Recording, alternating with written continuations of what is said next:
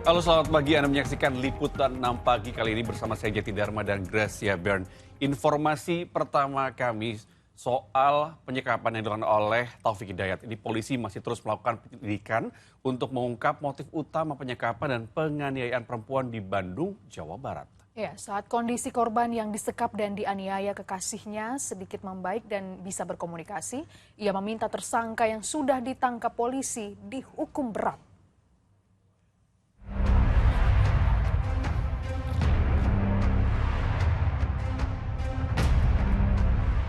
Kondisi perempuan berinisial YTR, korban penganiayaan kekasih yang kini dirawat di RSHS sedikit membaik. Kini ia bisa berkomunikasi dan meminta tersangka Taufik Hidayat dihukum berat. Tenang, karena dia sudah tertangkap. Kita pengennya dia diapain, Tani? Hukumannya apa, Tak? Saya pengennya dia dihukum seberat mungkin. Biar dia ngerasain apa yang saya rasain.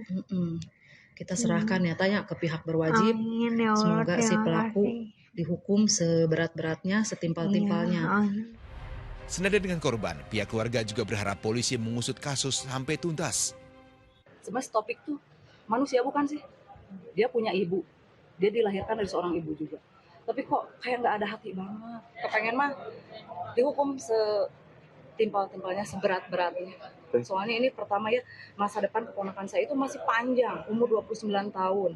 Dia itu masih pengen ngejar karirnya, masih istilahnya dia tuh banyak lah cita-citanya gitu. Sementara itu, serangkaian penyidikan terus dilakukan tim Satgas Khusus Polda Jabar. Usai Taufik Hidayat, tersangka utama penganiaya dan penyekap perempuan berinisial YTR ditangkap di kawasan Ciparai, Kabupaten Bandung, Selasa malam. Kemarin berapa lama disekap tuh? 1 tahun setengah, bukan sekap, Pak. Penyidik masih butuh waktu untuk mendalami dan menyelaraskan seluruh hasil penyelidikan dan penyidikan dengan sejumlah barang bukti yang sudah dikumpulkan. Termasuk mencari motif utama. Pasalnya tersangka sempat berdalih menganiaya kekasihnya hingga mengalami cacat fisik karena emosi dan di bawah pengaruh buruk minuman keras. Hasil forensik menunjukkan kekerasan berlangsung cukup lama.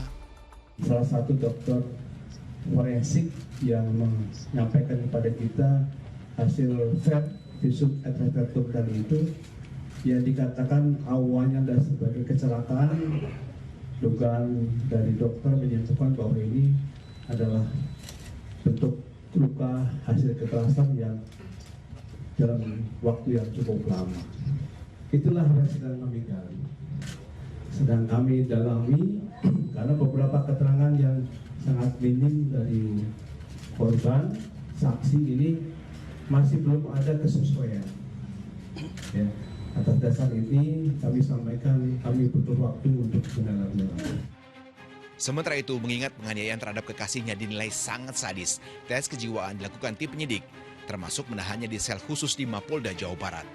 Ini sesuatu yang tidak wajar, sesuatu yang di luar ya kebiasaan perilaku seseorang terhadap kekasihnya yang bisa kita katakan terlalu atau sadis ya. Kemudian kita akan lakukan penahanan di sel khusus ya, yang kita sudah pasang CCTV-nya dan berada sendiri ya, dan dalam pengawasan kita semua. Tindak penyekapan serta penganiayaan menjadi sorotan publik karena begitu di luar nalar. Setelah korban hilang kontak sejak tahun 2023, ia ditemukan kritis di rumah sakit pada 9 Juni 2026. Korban dibawa ke rumah sakit oleh tersangka bersama penjaga indekos tempat mereka tinggal. Saat itu tersangka berdalih korban terluka karena jatuh di kamar mandi. Penyiksaan diduga terus-menerus terjadi selama 3 tahun. Perburuan Taufik Hidayat cukup menyita waktu. Ia sempat kabur ke Tangerang, Banten dan berakhir di Kabupaten Bandung. Tim MTek Media melaporkan.